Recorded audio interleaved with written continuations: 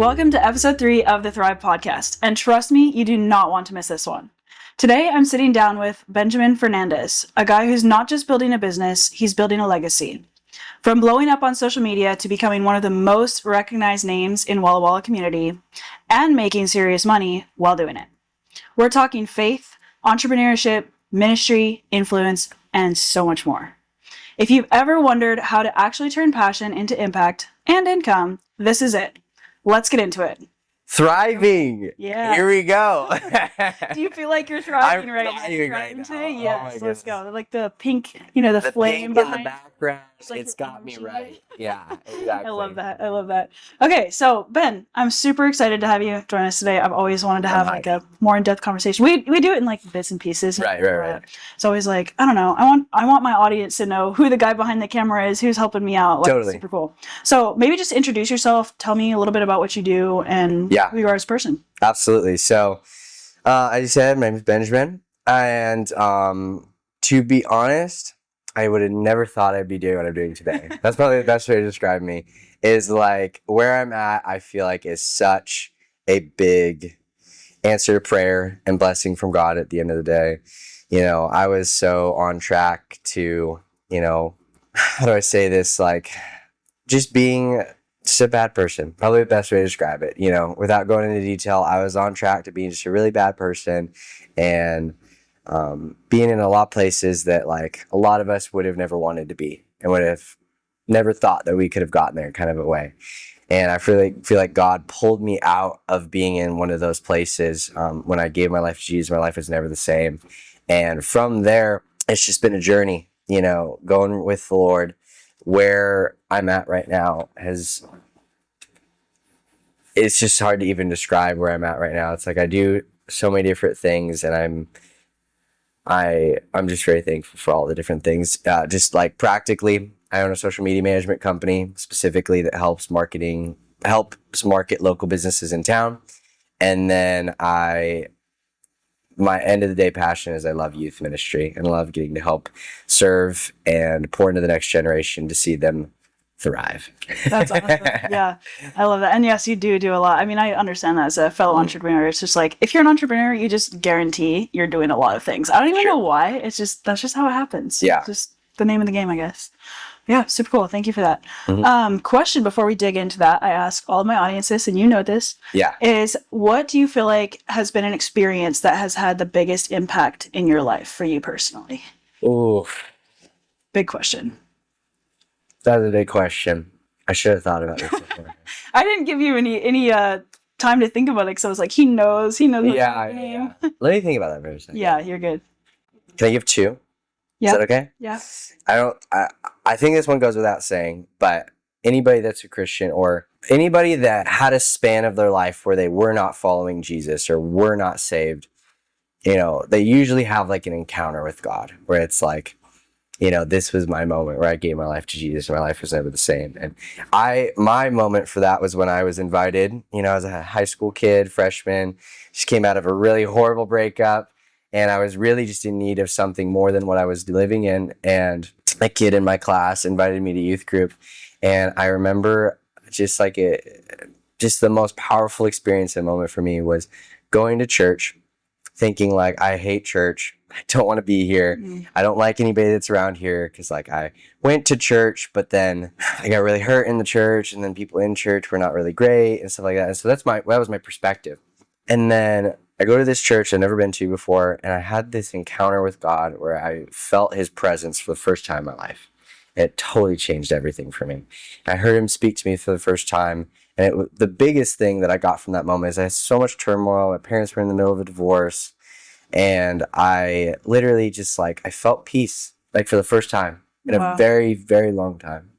And being a kid, I just don't even really remember last time I had felt that. And I was like, I knew it was God. And I gave my life to Jesus. My life was never the same since. Wow. And so all my days now, it's just like, God, what is it that you have for me? And what is it that you're wanting me to do? And I just try to be obedient to that. Yeah, that's super cool. I love that. Yeah. How old were you at that point? I was a freshman in high school. Okay. I didn't realize it was that recent for you. I definitely thought it was earlier. Yeah. That's crazy. Yeah. Freshman in high school. I'm 23 now. So I think I'm like 9 somewhere. I think it's about 8 years ago. Yeah, because something like that. I think you graduated the year before me. And I think it's been about 4 years since I've graduated. So, Yeah, totally. So that was the number one most powerful experience of my life for sure.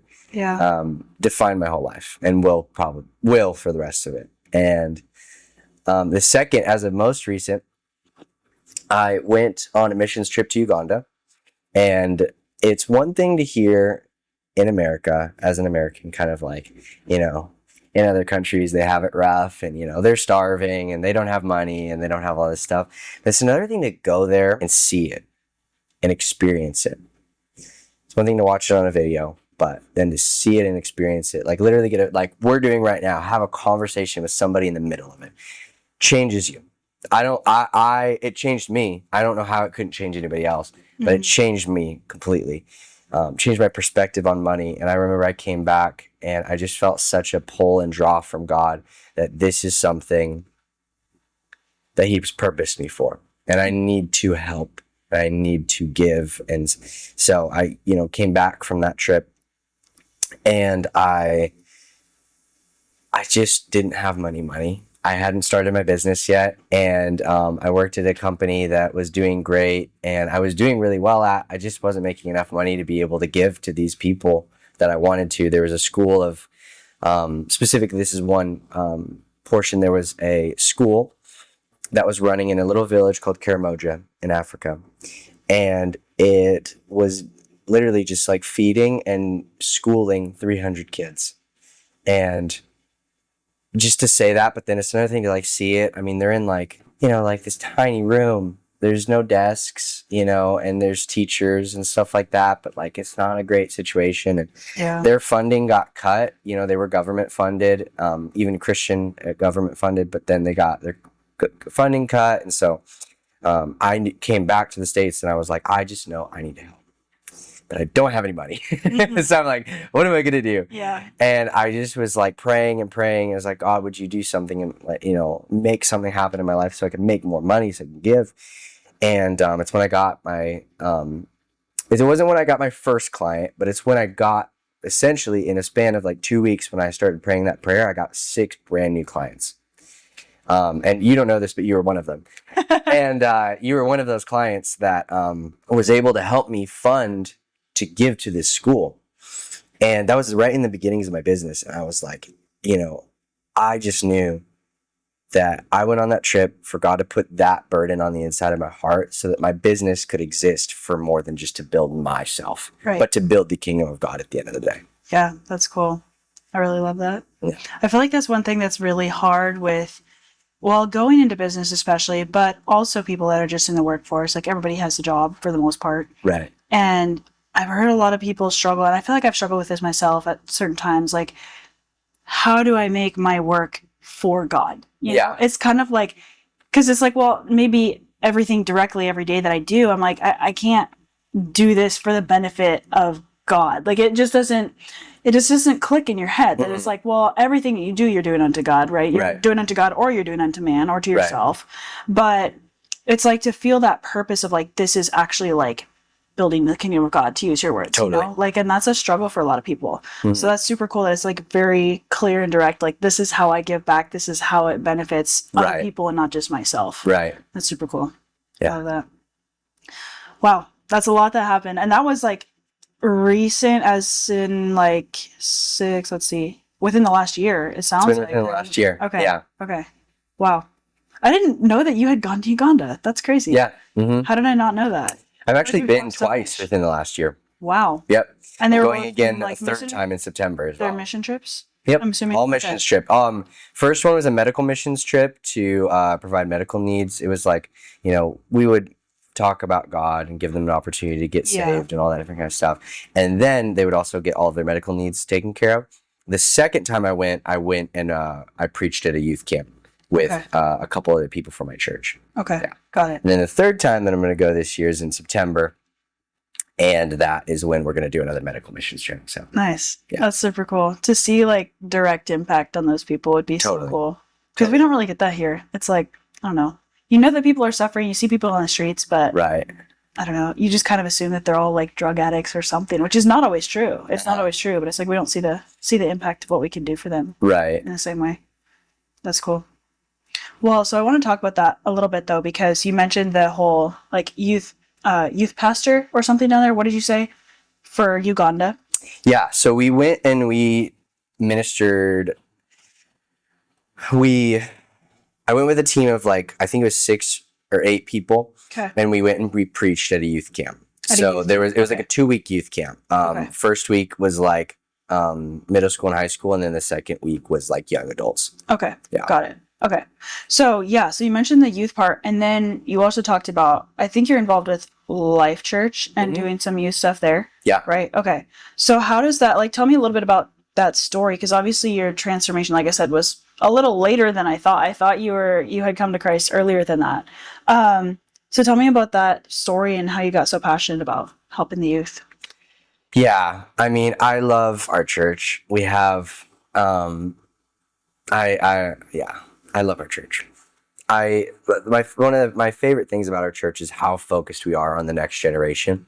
And that's a very much like funny word to use if you're not like used to kind of like, I guess, church. But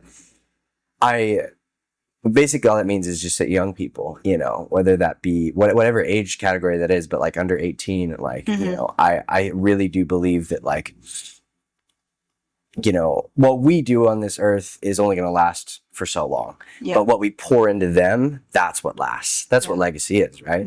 And so I was so thankful, so fortunate to have been poured into by a couple different dudes that were older than me and more successful than me and were closer to God than I was and had lives that I wanted to live.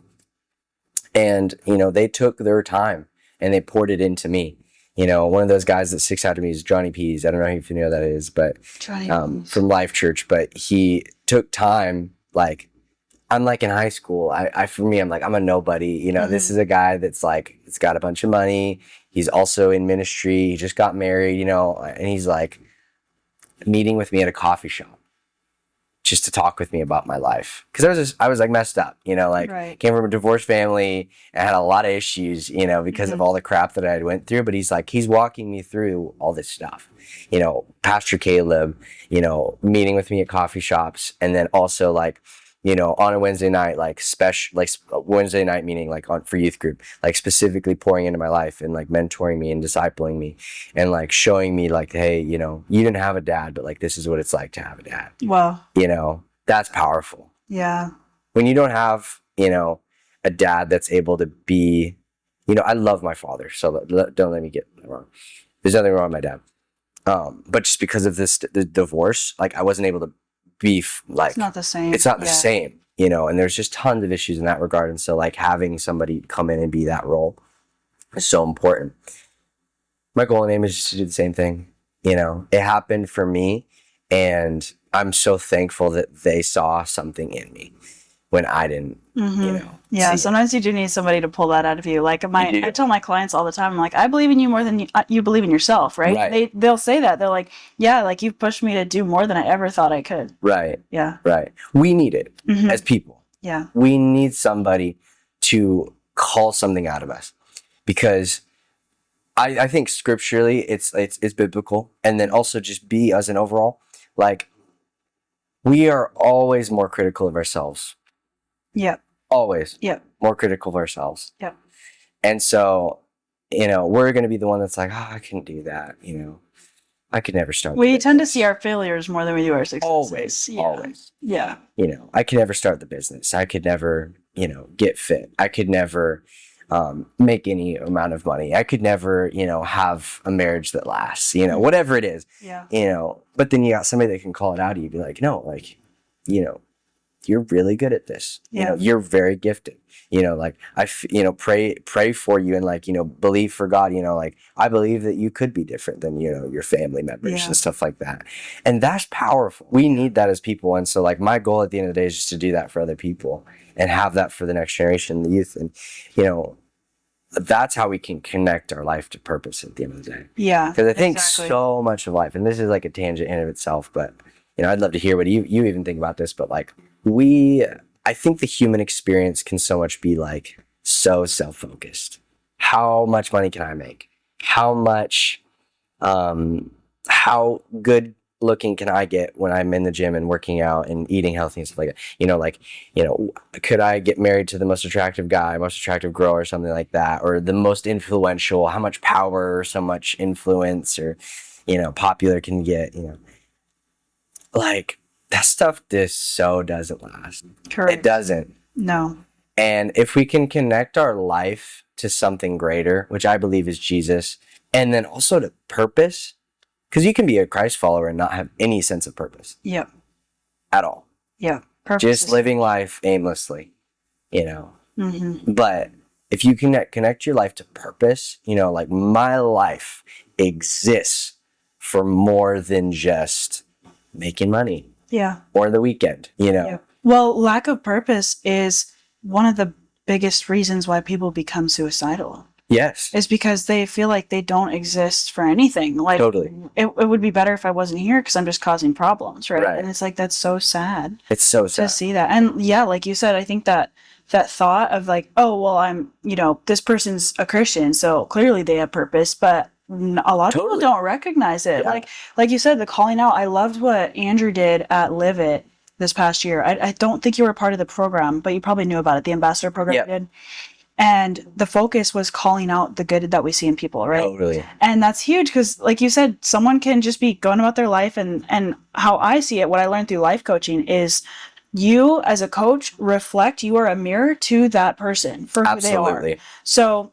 So many times throughout the sessions that I was doing with people, I would mirror back to them, that's the term, in their words, like, this is what you said to me, is this, how you feel? Right. And countless times I got so many people being like, wow, like, you mirrored to me what I said, like, showed me who I really was, what I felt, like, all of this stuff.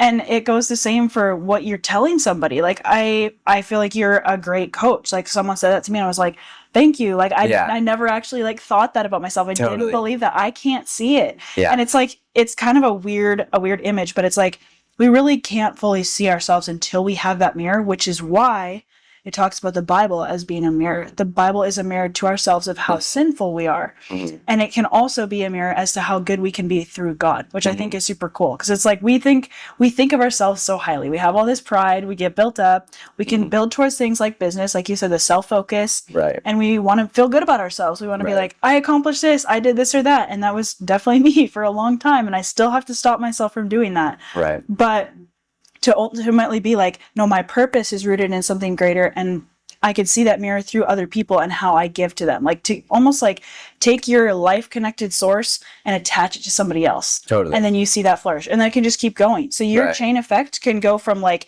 starts with me and with God, and then it just like goes all the way down the chain. And it's super cool. So yeah, I totally agree with what you're saying. Yeah. I love that. Somebody was just telling me the other day, this was such a cool picture.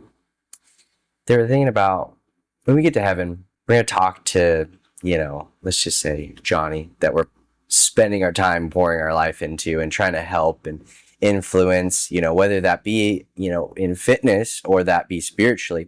And then Johnny's going to be like, you didn't know this, but these 5 other people, that you spent your time pouring into me, I was able to help these 5 other people. And then all of a sudden, those 5 other people, I don't know if this is how heaven's going to work. I'm just saying this is a cool picture. Yeah. But like, those 5 other people would be like, thank you so much for pouring your life into Johnny. Because I was able to be here in heaven because of the time that you spent pouring into Johnny. Like, we don't know the impact that we make.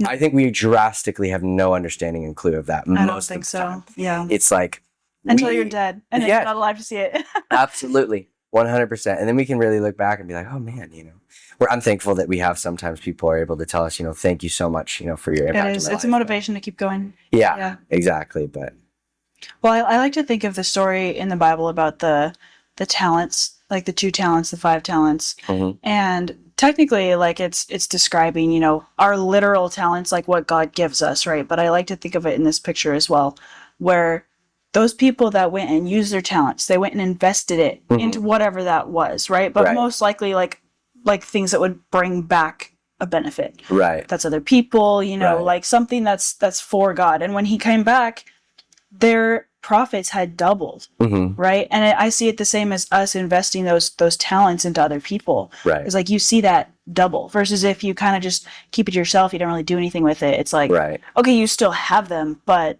they didn't go anywhere. Like you gained nothing from that. So yeah, it's really good to keep in mind. I like that. Yeah. Very cool. So how do you feel like that ties into your business? So like I know we haven't dug much into the story of you starting your business. I know it was kind of like out of the blue, like I think this past year, all of a sudden you weren't working at the coffee shop, and I was like, what is Ben doing these days? Like I haven't seen him in months. Yeah. And then all of a sudden, like randomly I see you on social media, and then you reached out to me, and I was like, wait, what? Yeah. What? So talk to me a little bit about that and like the purpose behind that and where you feel like God called you in that area too. Yeah, totally. So the big reason was because of Uganda for sure. But then there's this practical thing where it's like, I've always done video. I've always done photo. Even when I graduated high school, tried my hardest to get really, really like into the photography industry locally, but it was really hard to get into. Mm-hmm. The photography specifically industry locally, I feel like is very saturated right now. There's a lot of photographers, but not a lot of videographers. And so people that actually knew how to create great videos. And so like even my graduating from high school project was a documentary. And so like it was something where it was like I've always done this stuff and I've always wanted to. And so it's a skill that I have, and I just, if you can do what you love and then turn it into income somehow, oh my gosh, And so it's been this process, really. I started off, let's just make some cool videos for businesses and people so that they can be more active on social media, to what I'm doing now, where it's like we're able to guarantee businesses results because, and when I say results, I mean like more sales, more clients, more all of that, because we've not just created great content, we're also marketing you now. And we've delved into like Facebook ads and boosting. And that's really where a lot of our benefit has been from, is like into using Meta, which is Facebook and Instagram, their solutions to be able to force it onto profiles of people that would have never seen it before. Right. And that is really what brings them more sales and more business. And it's been so successful, not just for me, but like for all of the people that I work with. And even people that I jump onto calls with, I tell them, it's like, you being on this call right now is proof that what we're doing works. Yeah. And so it's like, it's a pretty no-brainer, decision when they end up deciding to move forward with me and we start working together and stuff like that. And every business is different, whether you're a product or a service or whatever it is. Yeah. We sell them all differently. And so we've really shifted a lot out of just making cool videos or photos into really being a marketing company where we really just focus on bringing you more sales at the end of the day. Mm-hmm. And so that's been a process to learn the ads thing, and then how to not just make pretty looking content, but content that actually gets sales. Right. And so, yeah. How did you decide on doing that specifically though? Because it felt like I talked to you a couple times, when you were working at Live It and stuff, and I think you had applied at A1 and just like random stuff like that, right? But I never heard anything about videography or even photography. You didn't really talk about that much either. So I was like, just a drastic change, like all of a sudden. Yeah.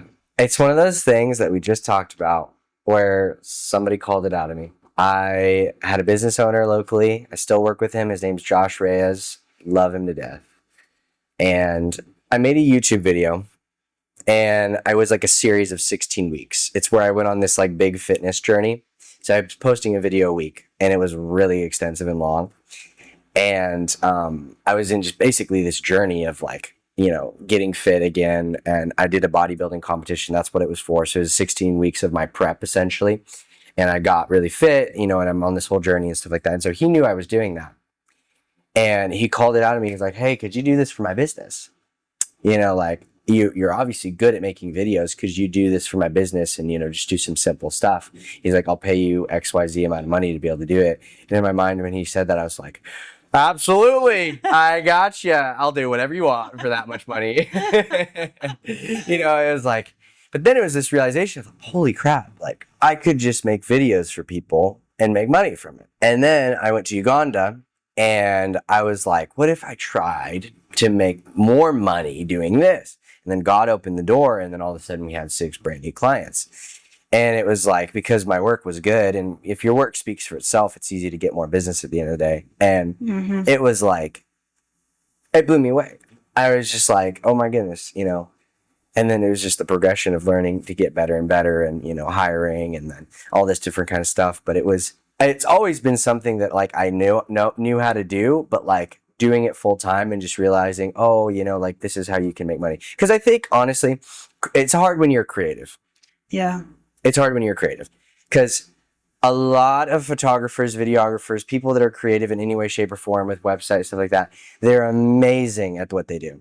But then B, they don't know anything about business or anything about how to actually get sales. Yep. Or market or monetize their creativity. They don't know anything about that. And so it was a process of learning that. You didn't know it because I didn't know how to tell you. True. That's You know, fair. like, That's fair. And I think we always think that people know that stuff, but nobody knows anything about us. Like, nobody knows about our businesses. Yeah. Guarantee you. Like, even right now, like, nobody knows about my business. Like, nobody knows that your business.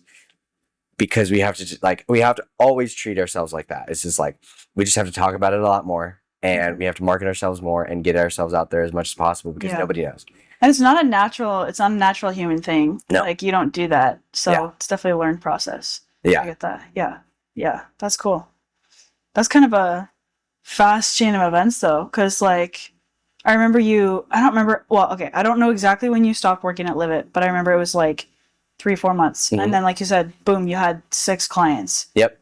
So had you officially started the business like before you got those clients? Yeah. So like I had my LLC and everything. Right. Because I wanted to do it correctly and legally and stuff like that. And so I had it, and I was working with Josh Reyes, just specifically just with him and his business at the time, but I just didn't really pursue trying to get more because I was just so busy. And it felt so scary to just make the jump and the leap. It is scary. And, you know, for me, it was coming back from Uganda, and I read this book. I read this book called Rich Dad, Poor Dad. If you've never read it. Have you read it? No, I've heard of it though. You got to read it. Life-changing. Love that book. And it's just a super simple book, and I hate reading. And so I'm serious. I hate reading. But this book is just like it's a story about, basically, there's a rich dad and there's a poor dad, and they're just teaching their kids how, like the difference. You know, this is how, you know, the rich dad teaches their kid. This is how the poor dad teaches their kid. And it makes sense. Oh, that's why I'm poor. You know, that's why I don't have money. Right. You know, and then it's like, oh, what this rich dad is saying makes sense. And it's not rocket science, but it's like, oh, you know, that very simple little thing makes a lot of sense. And there's a lot of like, it really, if you haven't read it, you just need to read the book. But like, it's a lot of it talks about hard work and work ethic and stuff like that. But then also just like practically like the understanding of like, I feel like the book can really treat the 9-to-5 job like a prison, is really what the book is trying to explain. Yeah. Is if you work a 9-to-5 job, you're really in a prison and you're really capped. But if you start your own thing and you have your own business, then all of it is on you at the end of the day on how much money you want to make. Yeah. And that was something that like, it was this like epiphany moment. I was like working at this job, and I'm like, I'm working as hard as I can.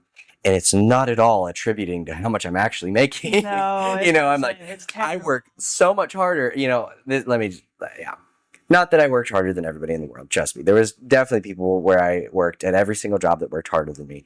But it was like, when you have your own business, how hard you work is definitely in attribution. Directly correlated. Yep. Directly correlated. Mm-hmm. So that like understanding and revelation kind of a thing is really what changed my perspective. Yeah, I can see that. I'll have to definitely check the book out at some point with the free time that I have. Cool. Well, I wanted to definitely delve into the business side a little bit more, because I think, at least for myself, there's a lot of people that I know that I'm like, I wish you could just get out of the job that you hate Yes. and move out of wherever, your roommate situation, your parents, like whatever it is, Totally. and like find that freedom for yourself. Because I feel like people almost have this opposite view that working your own business or working your own job, like your own business, is more of a prison than working the 9 to 5, which is crazy to me because I absolutely hate 9 to 5s. I'll never. It just depends on your perspective. It does. That's what I'm saying. Like, I feel like there's just a certain a lack of understanding, I guess, of what it is, a lack of knowledge, being afraid of putting in more work than you feel like you want to. I don't know exactly. But having experience already, and you also being a young entrepreneur, what would you say? Like, what type of advice, what would you tell someone that's looking to get into that or that has maybe thought about it a little bit? It's a good question. You're never going to do it.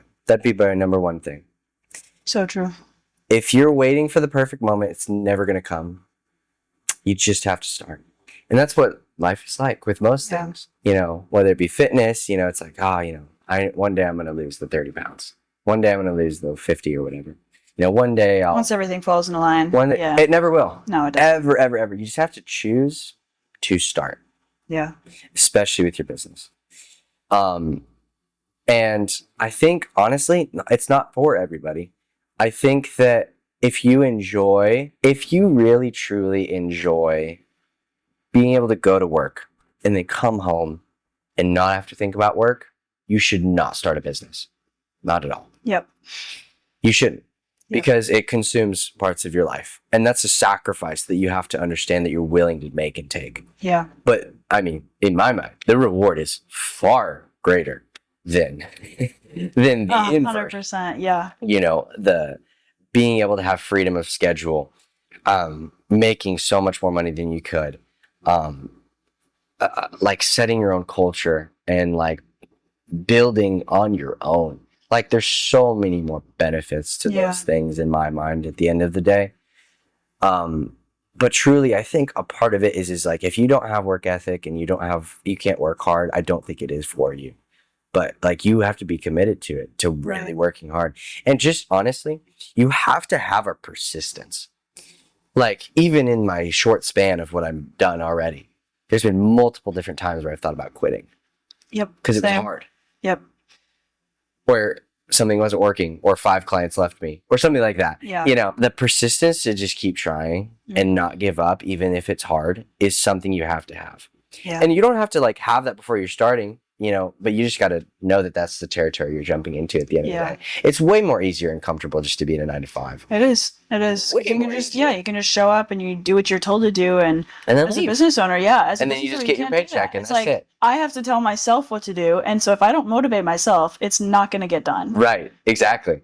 Yeah. It's totally a whole different mindset perspective for sure. Yeah. And that's definitely, again, a learning process. It's not something most people do naturally, but a quote that I love that I feel like really applies to this is, most people won't do something about it, whether it's you're already a business owner and you need to motivate yourself, or you're not a business owner and you want to become one. You generally won't take that next step until the pain of staying where you are becomes greater than the pain of moving forward. It's so true. Yeah. And that applies to so many areas in life. Yeah. It's like, when you think about it, it's like, actually, that's really true. Like, I use that all the time in coaching. If someone sets a goal, if their why is not big enough, their pain point, their why is not big enough, they will not accomplish that goal. Totally. They just won't. Right. And you can already like see that as a coach. It's like, nah, you're not really motivated to do it. Like, you can't say that to their face, but it's like, okay, how about we like shift things a little bit, because we have to make it so that it's painful enough that you actually want to move. Like, you're sitting down on a pin. Right. Like, you don't want to do that. Right. And everything has a cost. Everything. It costs to be fat. It does. It also costs to be fit. The sacrifice of comfort. You know what I mean? Choose your pain. Choose your pain. Which pain do you actually want at the end of the day? Yeah. And so there's a pain of the business. There's a pain of the 9 to 5. And it just depends on what you want at the end of the day. I personally think that the pain of being in 9 to 5 is significantly greater than the inverse. And so that's why I'm where I'm at. You know, the pain of, for me, it was the pain of being super skinny and getting made fun of when I would take my shirt off. The pain of that was so great that I was like, I need to make a change. Right. And so then I got in the gym. I started like bulking and eating more and stuff like that. I did a bodybuilding competition. So it forced me to actually achieve my goals. Like, it was, the pain of it was so great that I was like, I have to make a change. Yeah.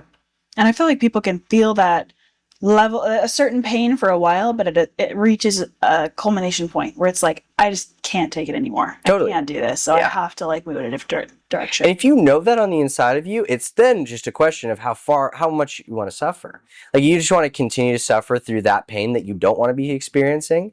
Or are you just going to like, make the change now versus waiting 3 years? Yeah. It's like, if you know you don't want the current pain that you're experiencing and you'd rather it be something else, just figure it out now. Mm-hmm. Just change it now. Yeah. We are so much more capable as people than we think we are.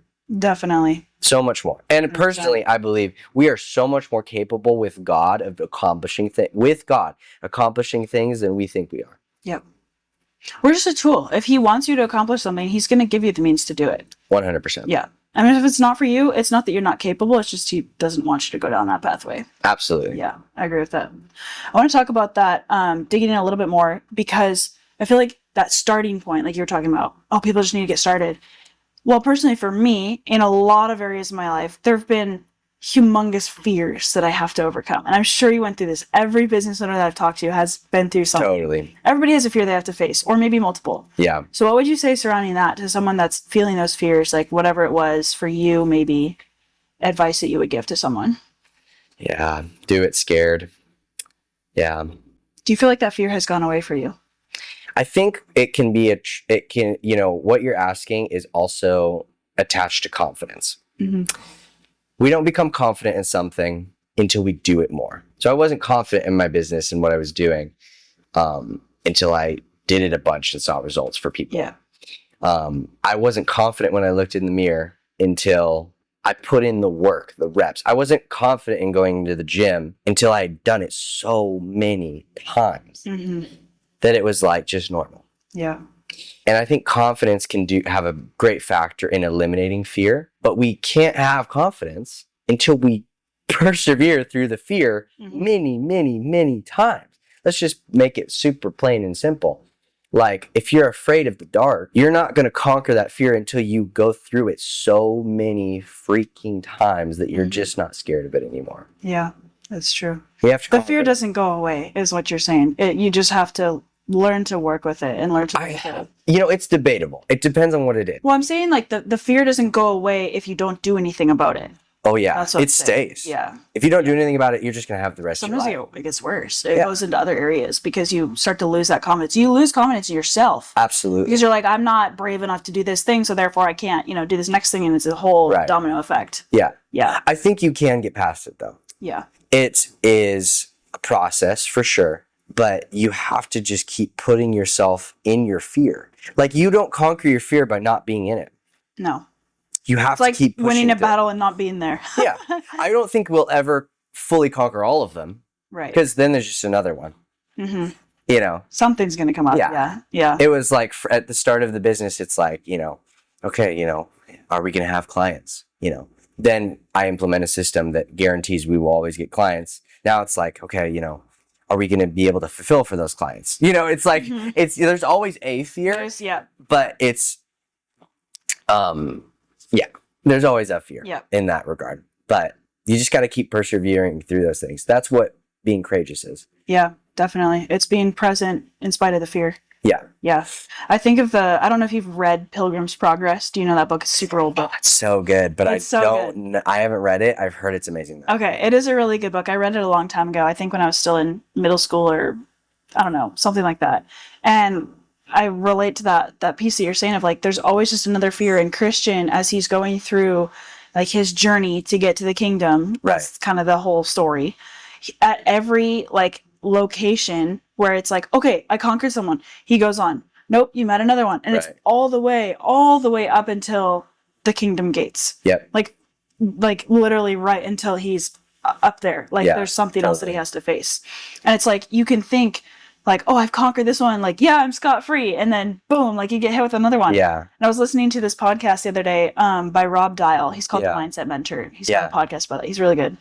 And he was talking about that. And he's experienced, like he's got multiple years under his belt as a business owner, like makes like 6+ figures and all of that. And he's like, the fear doesn't go away. Like you just have to learn to live with it. Absolutely. You have to learn to live with it. You have to get comfortable being uncomfortable with the fear. And I was like, that's actually really good. I feel like we kind of expect it to at some point just flatline, like, okay, I've been through enough fears that it's just gonna like not happen anymore. And it's like, no, you just learn how to manage it. Same with living with people with chronic pain. It's like the chronic pain doesn't go away. You just learn how to manage it. You just learn how to deal with it better. And I think a big part of that is taking it to God. You know, the Bible says, for God has not given us a spirit of fear and timidity, but power, love, and a sound mind. I think a part of it is spiritually. We do have to take our fears to God at the end of the day. But that doesn't always mean that they go away. You know, we can take them to God and be like, you know, casting our cares before him. But that doesn't mean that our fear just goes away in the moment. No. You know, sometimes it does, thankfully. But God can be with us in the midst of those at the end of the day. And I think something that you said that I just wanted to say something about is in life, in business, in no matter what, if you're an ambitious person, you will have these goals that you want to achieve, and you will achieve them, and there will always be something on the other side. You know, we always, you know, we're trying to get to the top of the mountain, and then we realize that there's another mountain that's way bigger than the other one. You know, like for me, just practically, this is what it looks like for me. I thought that buying a house would feel different than it did. Like my big dream, even like I felt like it was a God dream. Like this is like, you know, God wants me to buy a house and start, you know, my journey in that regard with financial freedom. And I bought the house and I was like, man, this just feels like I have a bigger bill to pay the month.